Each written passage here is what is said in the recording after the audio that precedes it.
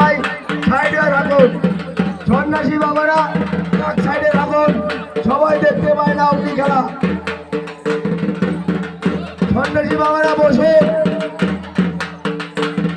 অগ্নি খেলা চালু হয়েছে, সবাই দেখতে পায় না, আপনারা সাইডে রাখুন। এখন কব্বর খেলা শুরু হবে, কব্বর খেলা শুরু হবে।